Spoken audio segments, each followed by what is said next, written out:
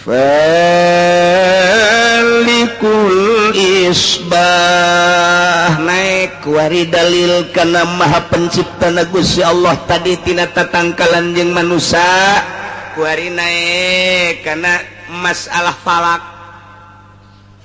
Gusti Allah teh anu nyiptakeun waktu subuh nu ngajadikeun waktu subuh nyingsingkeun waktu subuh tina peuting poek mongkleng buta rata sakira-kira eueuh lampu eueuh neon eueuh listrik mah teu kadeuleuna naon nu ngajadikeun poek Gusti Allah teh eta teh poek teh lantaran mataharina aya di handap kahalangan sebab ayana sinar matahari teh di mana-mana takobul di mana hareup-hareupan ketika mata poe teu keur hareup-hareupan teu ngabogaan sinar maka terjadilah poek ketika muncul di panon poe di sebelah wetan mulai aya waktu subuh nu ngajadikeun waktu subuh teh saha Gusti Allah tanda waktu subuh teh dijadikeun ku Gusti Allah teh aya dua nomor kahiji adalah aya sinar heula ke sinar tersebut jadi eueuh fajar kadzib ngaranna engke sinar kedua ngaranna fajar shodiq anu nangtukeun kana waktu subuh begitu diteliti aya fajar kadzib aya fajar shodiq aya hiji keanehan diangsongkeun baheula teh ka ahli palak di Amerika bingung di Amerika ge diangsongkeun ahli palak di Yunani heula urang Yunan ge bingung diangsongkeun ka ahli palak kitu Spanyol Uluzbek bingung lantaran pada dasarna panon poe teh di mana-mana geus muncul maka pan teh ditarik deui tapi ieu mah aneh aya sinar disebutna adalah fajar kadzib eta panon poe keur meujeuhna di jero kunaon atuh aya sinar tersebut gebat panjang set tilok nyararaho jelema nu aya di majelis ieu malantaran tilok hudang subuh deuleu atuh hudang heula subuh sok geula jam 4 neuleuh ka arah ditu bakal aya engke ngaranna fajar kadzib eta mah encan jadi waktu subuh tapi aya sinar eta lah nu dipertanyakeun di dunia ka ahli palak di dunia sok geura bingungan kabeh ge eta engke surup can aya eta mah can asup waktu subuh ke geus aya fajar shodiq mangke bakal aya sinar ngebat ka luhur set kemudian nyayan beki berang eta mah henteu surup deui tah eta nu dipermasalahkeun teh ku aya sinar haju eueuh deui sinar naon lamun lain Allah nu nyiptakeun waktu subuh saha deui sebab tina perputaran matahari ge teu kaharti berbagai tafsir nyaritakeun berbagai tokoh-tokoh falak nyaritakeun tentang sinar tersebut sebab aya sinar teh tina hawa teh nu kasorot ku panon poe deui panon poe nyorot kana hawa timbullah sinar sedangkan eta kan panon poe di jero keneh haju aya surup heula kahalangan kunaon datang ka kuari encan terpecahkeun geus moal aya nu bisa nu mecahkeun eta mah hiji penciptana Khalikul Isbah Gusti Allah Subhanahu wa taala tah kuari subuh jadi beurang bat nu ngajadikeun beurang teh sah tanyakeun coba ka urang Amerika tanyakeun ka urang Eropah tanyakeun ka urang Amerika Australia saha nu nyieun waktu subuh terus beki berang walah ya Gusti Allah diciptakeun ku Gusti Allah teh waktu subuh teh eta teh waktu anu luar biasa energina tinggi lantaran tina hudang subuh malain deui ketika orang subuh teh ningali panon poe sinar anu luar biasa energina hese nyaritakeun kamangpaatan sinar dina waktu subuh namun urang kasorot ku panon poe langsung dina waktu isuk-isuk eta panyakit-panyakit bakal raragagan sebab dina sinar ngandung berbagai-bagai kamangpaatan anu hese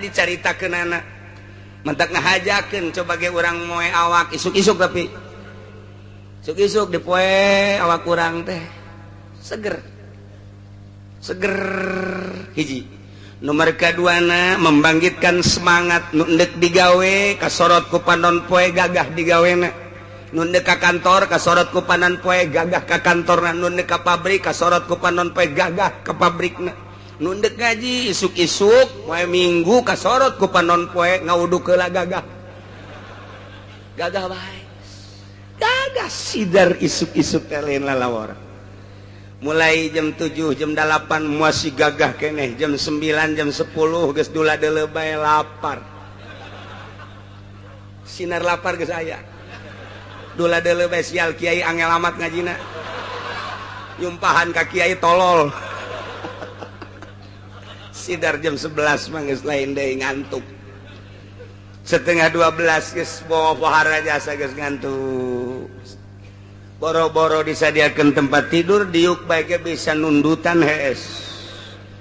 Lumantak urang ka masjid jam 10 ka masjid jam 11 poe Jumat. Diuk sila reup hees. Ulah dihudangkeun bubar Jumat. Eta bawaan sinar matahari. Isuk-isuk pan teu beda. Tapi begitu setengah 12, jam 12 lain deui. Naik deui engke ketika jam 2 mulai gairah aya deui. Kitulah diciptakeun ku Gusti Allah. Nu nyiptakeun kos kitu teh saha? Gusti Allah. Masyaallah. Falikul isbah wa ja'ala al-laila sakana. Jeung Allah ngajadikeun peuting sebagai tempat istirahat. Berang orang kaladang capek, nuka kantor capek, nuka pabrik capek, balik wari maghrib, sholat, dahar, istirahat, isya, langsung jang istirahat penting teh. Wa ja'alal laila sakan. Lumentak aneh kuari mah dagang ti penting baheula mapan ku kolot teh ai maghrib titah nutup dagang teh ulah sok muka. Geus waktu istirahat kuari mah maghrib malah muka. Neangan dunia teh lain waktuna kuari mah baheula mah beurang jang neangan dunia mah penting mah jang istirahat. Akurkeun jeung Al-Qur'an wa ja'alal laila sakan. Mantak ulah nuturkeun Yahudi, ulah nuturkeun Nasrani, urang mah urang bae. Dagang beurang maghrib tutup, geus bae. Usaha beurang jatilok aya nu macul penting. Tapi kuari mah justru macul ti peuting bae. Komo tamah macul sawah kobakan hiji mah. Nu mencong atuh peuting bae. Tah, ieu wa ja'alal laila sakana. Mun urang nuturkeun ieu istimewa. Berang dagang jam 5 tutup atau menjelang maghrib. Geus ulah kabita ku dunya. Mandi maghrib, geus beres tas maghrib geus ulah buka deui. Langsung orang lamun dek ngaji orang lamun anak-anak ayo pagahan sampai isya. As isya heula berjamaah terus ka imah sare orang minta ka Gusti Allah ya Rabbi hudangkeun abdi jam hiji abdi teh hayang tahajud rugi amat asana lamun peuting ieu teh tahajud lantaran ieu waktu teh moal balik deui nu kamari ge moal balik deui. Nu kamarina deui teu balik deui abdi Gusti hudangkeun ke jam hiji Gusti hayang ibadah ka Gusti. Hudang ti peuting urang tenang lantaran sarena beurang keneh jam 9 jam 10. Genaheun pan Allahu akbar tahajud lantaran cak Kangjeng Nabi Gusti Allah teh anna li ibadan yuhibbuni wa uhibbuhum. Sanyana kaula boga hamba-hamba anu resepen jasa ka kaula nu kula ge resepen jasa ka anjeunna. Yustakuni wa astaku. Nyana rinduan ka kaula, kula ge rindu ka manehanana. Saha eta? Kumaha cirina? Jelema-jelema anu ti peuting hudang. Ti peuting tadarru ka kaula, ti peuting ceuri ka kaula, ti peuting zikir ka kaula, etalah jelema nu cinta ka kaula, kula ge cinta ka anjeunna.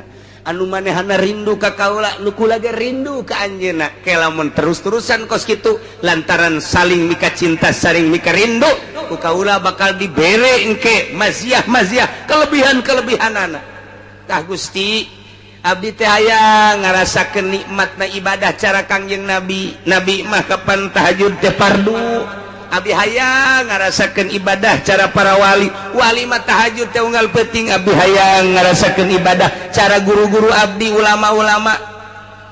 nikmat teman sarena teh tadi diatur iyalah wa ja'alal laila sakana jang istirahat henteu kumaha tahajudna jam hiji masih kana wawalak-wakan jam hiji jam 2 balik ceramah jam 2 iraha tahajudna jadwal panggung kapan? Teu kumaha? Deres namanya nama masih keneh ngaji keneh. Ieu nu di imah ngobrol datang ke jam 2 deuk iraha tahajud. Deuk iraha tahajud deres mun ngobrolkeun agama. Aya nonton main bola. Kan hulu sia eta. Rugi urang geus ulah make nu kitu-kitu. Parewan TV ganti nu gede.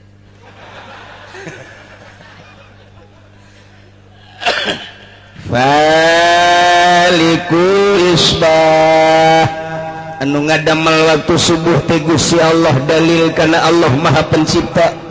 ja'alal laila sakana jeung Allah ngajadikeun peuting teh jang tempat istirahat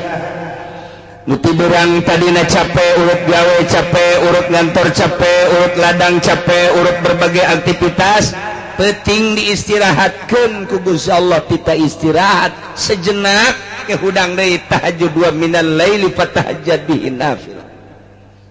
wa ja'alal laila sakana saha nu nyieun peuting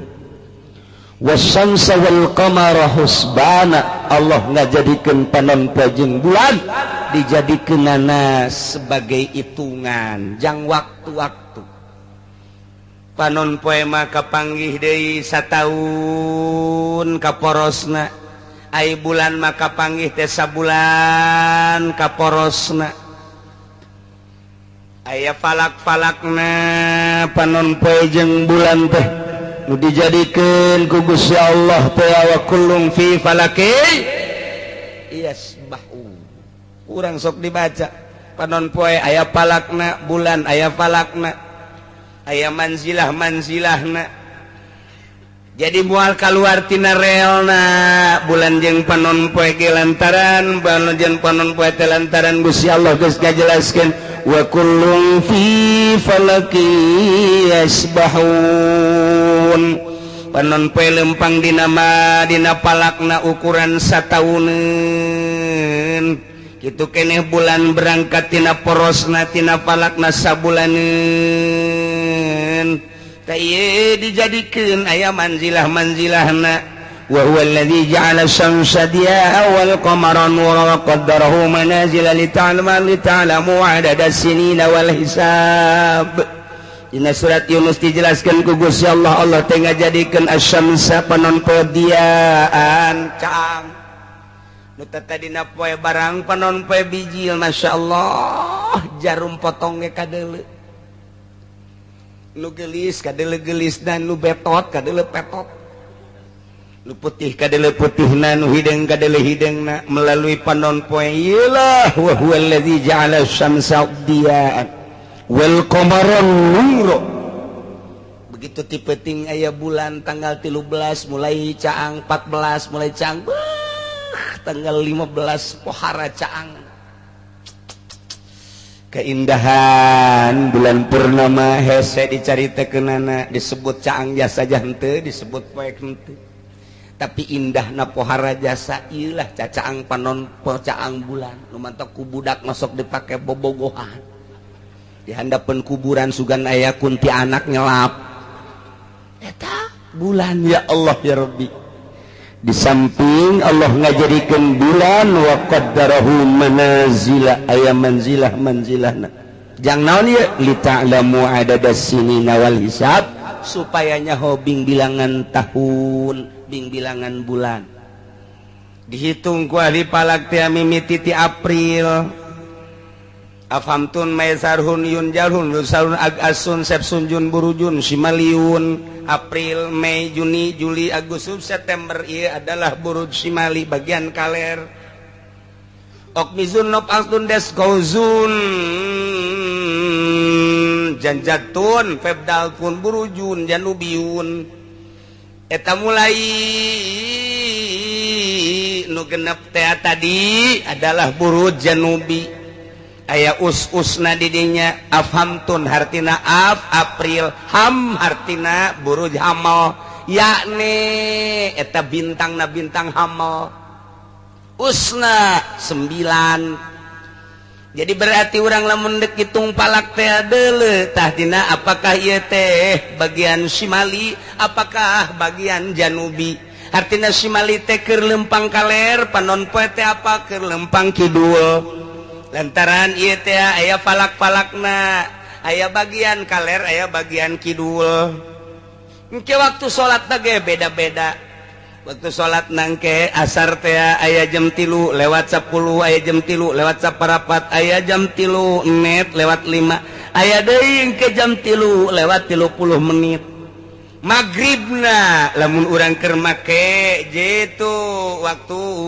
waktu Indonesia Barat engke beda-beda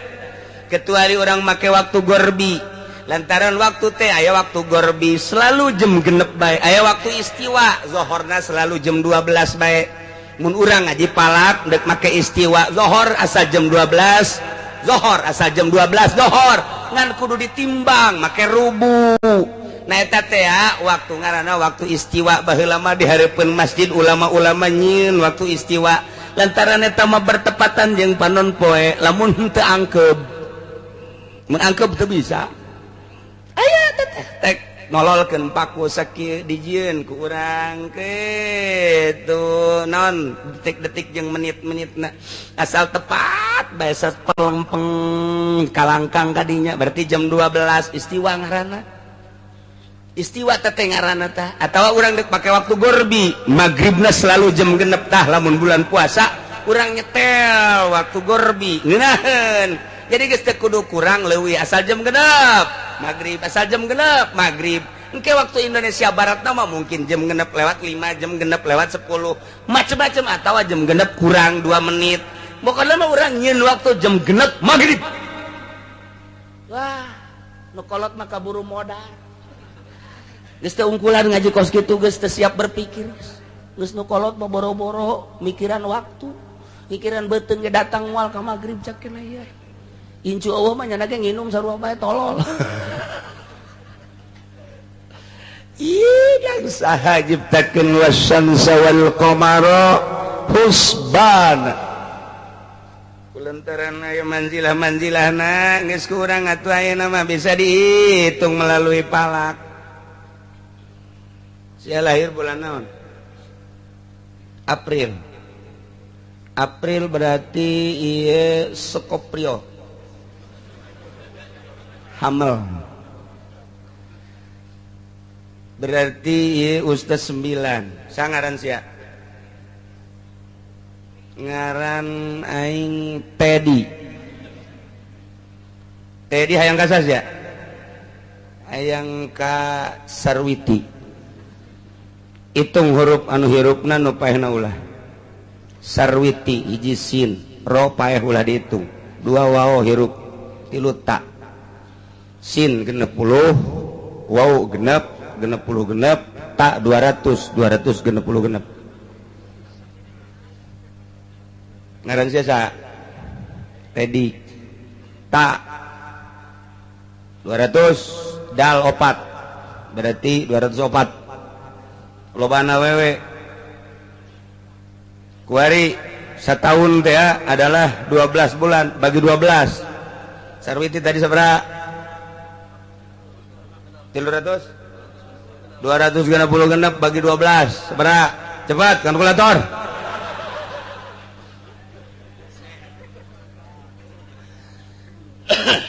masih keneh aya keneh nyesa bagi deui 12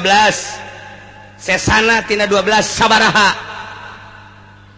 engke Tedi bagi deui 12 sesana sabaraha masih keneh loba keneh bagi 7 teh poe bagi 7 deui sesa tina poe sabaraha jadi dukun ya diadukeun yang ngaranna ieu nah ternyata nyesana teh oh ieu mah lamun ieu opat sarwiti opat ngitung ti Ahad Minggu Senin Salasa Rebo wirid ku sia tapa Rebo sia ujianana geus lah pokona jam sabaraha Kiai ngawiridna magrib batur salat siang ngawirid teu kudu salat diutang pahala karena ge husbana tuh wa ja'ala syamsa wal qamara husbana Allah ngajadikeun padon poe jeung bulan dijadikeun sebagai hitungan yakni Allah Subhanahu wa taala ngajadikeun ukuran tina cepetna panon poe kendorna panon poe nah ieu teh aya kecepatan aya kendor panon poe teh lumpangna tapi geus ditakdirkeun ku Gusti Allah seperti eta geus dijadikeun bulan-bulanna tahun-tahunna engke dijadikeun ku ahli falak mah aya tahun kabisah aya tahun kitu basito ke tahun kabisah sabaraha tahun basito sabaraha ukuran-ukuranana aya dina ilmu falak mah nu mantak teu kacaletot dihitung kurang tahun naon ieu hitung geus tanggal hijina mana tanggal hijina bulan Ramadan teh poe naon geus moal misek lantaran geus dihitung melalui ilmu falak wasyamsa wal qamara husbana asal diaji bae lantaran menang ulama yakin geus ulah make hitungan menang Amerika kunaon emang kurang otentik apa naon urang dilojokeun sebab hitungan kitu Amerika urang teu boga rumus asal dek hitung bulan Ramadan nungguan heula ti mui nungguan heula ti Amerika nungguan di luar negeri ndek ngitung bulan Ramadan bae ge kumaha mun dilojokeun nyen cenah urang rumus can bisa urang nyen rumus can bisa make hitungan nu kuari anyar teh urang teh can bisa nyen rumus ari make sulamunairen nah ngaji nyen rumus sorangan beak cenah eta jieun ku sorangan wawasanna leuwih ke depan kurang kumaha Syekh Mansur tapi kuari coba kurang jieun ku urang eueuh nu becus sa Indonesia profesor mana titah tanjeun rumusna teu bisaeun nungguan ti Amerika bae kumaha lamun digicelekeun ku Amerika nu matak ngagiclek bae ngahaja nyana matak dirumuskeun di internasional di Saudi Arabia ternyata nu menang tetep sulamunairen nda kumaha deui atuh coba nu kamari teh saralangan teu digedekeun bae beritana lantaran pamarentahna di salah coba orang mengamati hitungan internasional jak kamari teh dirumuskeun unggal tahun ge nu menang tetap sulam diulah-ulah ngaji sulam tetap menang ne kumaha tuh ulah micen mata ulah micen ceuli jak kabeh ge kuari mah geus jararitung kuari mah informasina global nyaho kuari ke dirumuskeun di dunia internasional palak kamari pan anu salah mantang Malaysia yang serikeun ka Indonesia kami belajar falak di Indonesia kenapa orang Indonesia tidak memakai falaknya orang Malaysia belajarnya di Indonesia kunaon ai Malaysia na akur jeung sulamunairen ai Indonesia henteu nya sarikeun orang Malaysia kemunduran Indonesia loba jasa dibandingkan jeung Malaysia nu tatadina orang Malaysia berguru ke Indonesia kuari orang Indonesia berguru ke Malaysia hulusia bego teu boga kaisin meureunna teu bisa nyen rumus urang teh teu bisa nunggu ti ditu nu mantak moal wakang ngaritung kuari teh can ngaritung teu boga rumus ke asal bulan Rawah nungguan rumus turun ti depan karak dihitung tinggalin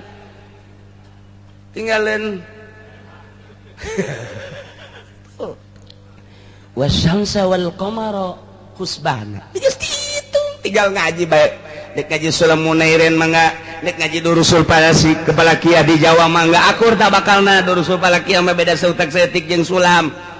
selain ti eta cak guru kula dua guru murid daripada Syekh Mansur bener mah bener ulah dipakai dua bae nu dipake mah hiji sulam munairin dua durusul falakiyah ngan kesulitanna durusul falakiyah mah make logaritma lamun teu ngaji logaritma tuh moal bisa mata ulama ngaji heula logaritma jakeul baheulana sakola pan SD kelas 6 aji heula log aji mantap kau kesulitan lamun urang geus ngaji mah geus yakin menang ulama beres tuh aya abah mah ngos kituna kieu bae teh babarita Januari Februari Maret April Mei Juni Juli balik deh Agustus September gas nyaros sarua atawa make kitu Japar Sodik mah 5 tambah 5 bisa eta teu pake anggaran puasa ulah jang naon atuh eta yang hajatan teh maksudna babari bae abah mah ulah mun yang hajatan los pake tetep sulam durusul falakiyah jadi hitung wasyamsa wal qamara husbana panon poe jeung bulan dijadikan sebagai hitungan untuk hitungan Arafah untuk hitungan lebaran untuk hitungan puasa untuk hitungan bulan urang bisa nganyahokeun bulan ieu sabaraha harina yang kepentingan nu mantak Kangjeng Nabi ge ditanya yasalunaka gitu anil ahillah Kangjeng Nabi ditanya Gusti ari eta si tanggal kumaha eta maksud kumaha mimiti leutik kaju gede haju ke ngaletikan yasalunaka anil ahillah sahabat naranya Kanjeng Muhammad tentang bulan-bulan sabit mimiti ayat gede gede tanggal 15 ketika ngalemes letik ke ayat deui kumaha Kanjeng Nabi ngajawabna kul hiya mawaqitu linnas eta mah waktu-waktu pikeun manusia aya waktu Ramadan aya waktu lebaran aya waktu Arafah jang wukuf jeung waktu-waktu anu sejenna nu ditanyakeun bulan nu ditanyakeun tentang bulan sabit dijawabna ku Kangjeng Nabi hikmahna di jero bulan aya waktu-waktu kul hiya mawaqitu linnas usbana itu mentak lamun kuari urang boga anak daek masantren teruskan kadang ngaji falak kena nyahun falak salafus sholihin falak anu kuarina make komputer aji jang perbandingan nyukomna aji dan lain sebagainya sanajan orang nunggu rumus di Amerika aji mah aji baik jang perbandingan di mana ieu selekna di mana ieu mislekna supaya orang nyaho oh iya mislekna di dieu kos kitulah para jamaah kaum muslimin rahimakumullah dalil mimiti Allah innallaha falikul habbi wan nawa yukhrijul hayya minal mayyiti wa mukhrijul mayyiti minal hayy eta teh kabeh nu nyiptakeun zalikumullah dipertanyakeun fana tu fakun kunaon atuh mararengko teh daek percaya kana yen bahwa Gusti Allah teh Maha Pencipta nomor kadua falikul yusbah Gusti Allah teh anu ngajadikeun waktu subuh dijadikan berhikmah anu luar biasa waktu subuh teh ke urusanana hikmahna pohara jasa jeung wa ja'alal laila sakana anu ngajadikeun peuting jeung tempat istirahat cicing teh Gusti Allah bahkan Gusti Allah teh ngajadikeun panon poe jeung bulan dijadikeun sebagai husban perhitungan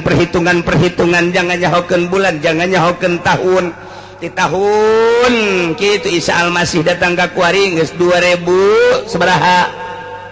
2015 perhitungan hijriyah ti Kangjeng Nabi hijrah kuari geus 1434 eta kan geus aya hitungan-hitunganana tinggal kuari mah cepetan mana antara hijriyah jeung kitu Masehi tapautna per 10 tahun sabaraha tapautna per 100 tahun sabaraha aya perbedaan lebih cepat mana di antara Masehi jeung hijriyah eta perbedaan kitu engke bakal dicaritakeun hikmahna kok ya berbeda sih di ilmu falak engke bakal dicaritakeun perbedaan harina antara Masehi jeung kitu hijriyah lantaran di hijriyah mah eueuh 30 hiji tanggalna di Masehi mah aya tanggal 30 hiji di Hijriah mah teh aya 29 sampai 30 tapi di Masehi mapan aya tanggal 29 aya 30 hiji berarti ke pertahunan leuwih lobaan Masehi batan Hijriah per tahun bae kurang geus kanyahoan sabaraha hari lantaran dina Hijriah mah tanggal 30 hiji geus beda per 10 tahun sabaraha per 100 tahun sabaraha perbedaan eta teh ku ieu ke bakalna aya naonan aya hikmahan engke urang ngajadikeun anggeranana macem-macem ngajadikeun teh nu dijadikeun Hijriah nu dijadikeun Masehi tergantung kumaha permasalahanana ieu wasyamsa wal qamara husban zalika taqdirul azizil alim eta kabeh nu dicaritakeun teh kepastian Gusti Allah anu maha gagah tur maha uninga nyahoun Gusti Allah mah gagah Gusti Allah mah di pasrahan malaikat titah narik bulan pasrahan malaikat ieu titah narik panon poe di pasrahan manusia ku malaikat-malaikat ieu malaikat raqib di dieu malaikat atid kamana bae ge padahal mah Allah teu kudu masrahkeun ka para malaikat tetapi lah Gusti Allah masrahkeun abeh engke aya laporan ka Gusti Allah urang ka mana bae ge aya catetanana ciha deh tak kagagahan Gusti Allah kauningan Gusti Allah luar biasa urang ka mana bae kanyahoan ku Gusti Allah sanajan aya malaikat ulah-ulah aya nanaon ciptaan Gusti Allah di jero taneuh aya batu hideung di jero batu hideung aya sireum hideung leutik Allah masih keneh nyaho kunaon atuh urang kuku malandangan ku ari ieu kos teu percaya ka Gusti Allah mentek belajar heula ngaji syariat geus beres ngaji syariat kuari urang eusian batin supaya belajar ilmu tauhid tauhidna jangan nyahokeun zat Allah jangan nyahokeun afal Allah jangan nyahokeun sifat Allah nu wajib kurang dikanyahokeun teh tilu hiji zat Allah kedua pagawean Allah katilu sifat Allah nangke bakal timbul tina innallaha falikul habbi wan nawa datang ka tungtung engke nu kurang bakal dibahas ieu jangan nyahokeun kabeh ge zat Allah pagawean Allah jeung sifat Allah urang mah ngaji tauhid teh kagara wujud qidam baqa mukhalafah lil hawadisi qiyamul binafsi wa daniyat qudratil muhayyat sama basar kalam das dan syukur sakitu doang mengarah karena zat Gusti Allah mengarah karena apal Allah mengarah karena sifat Allah mencan nu mantak can aya ngerenyet di jero hate tapi lamun urang engke belajarna ka jerona nganyahokeun zat Allah moal waka bisa nganyahokeun zat Allah mun teu nganyahokeun apal Allah moal bisa ka harti apal Allah mun teu nganyahokeun sifat Allah berangkat urang tina nganyahokeun sifat Allah mana mimitina iya innallaha falikul habbi wan kok bisa gitu engke dimodif ku ahli thariqo ngajadi sifat Allah sebab pemilik seluruh kehendak adalah Gusti Allah kahayang urang kieu Gusti Allah kitu tetep Gusti Allah kahayang urang ka dieu Gusti Allah ka ditu Gusti Allah pemilik seluruh kehendak adalah Gusti Allah